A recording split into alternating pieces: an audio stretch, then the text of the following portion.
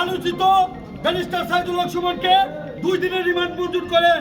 আমরা বিশ্বাস করি তদন্তকারী কর্মকর্তা এই সমালোচিত এই আলোচিত ব্যক্তিকে ব্যাপক জিজ্ঞাসাবাদ করে বৈষম্য বিরোধী ছাত্র আন্দোলনে সেই নতুন ব্রিজ এলাকায় যে মানুষের উপরে নিরপরাধ ছাত্র জনতার উপরে হামলা হয়েছিল, এই হামলার মদতদাতা শেখ হাসিনা সহ সকলকে আইনের আওতায় নিয়ে আসবেন।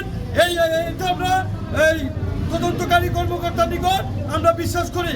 হাসিনা সরকারের প্রেতাত্মা যারা 2023 সালের অবৈধ নির্বাচনকে বৈধতা দেওয়ার জন্য যারা নির্বাচনে অংশ করেছিলেন, যারা ভার্চুয়ালি যারা মিডিয়া ভাইরালের মাধ্যমে দেশের মানুষের টাকা আবেগ দিয়ে আত্মসাৎ করে বিভিন্নভাবে ভোগান্তি সৃষ্টি করেছেন, সেই সাইদুল হক সুমনের নামে একে একে বিভিন্ন মামলা এজাহারভুক্ত আসামি হওয়ার পরও আমরা প্রশ্ন করতে চাই প্রশাসনকে।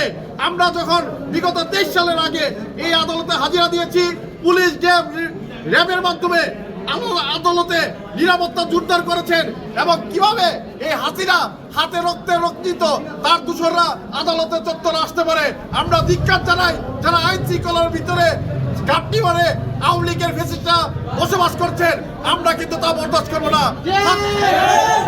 ছাত্র জনতার আন্দোলনের মাধ্যমে জুলাই 36 তারিখে যে বিজয় অর্জিত হয়েছিল তা ধূলিসাৎ করার জন্য আওয়ামী ফ্যাসিস্ট ভারতের আজ্ঞাবহ সরকার এই আওয়ামী লীগ যারা আছে তারা কিন্তু কাজ করে যাচ্ছে।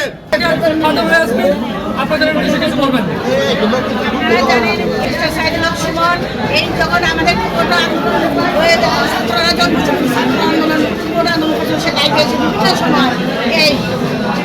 ছাত্রের বিরুদ্ধে অবস্থান নিয়ে বিভিন্ন উস্কানিমূলক বক্তব্য দিয়েছে এবং গুলি করার জন্য এবং ছাত্রদের এই বৈষম্য আন্দোলনে আক্রমণ করার জন্য এবং এই আন্দোলনকে নষ্ট করার জন্য বিভিন্ন উস্কানিমূলক বক্তব্য দিয়েছে। আজ তাকে কোর্টে হাজির করা হয়েছিল সোনারঘাটের একটি মামলায়।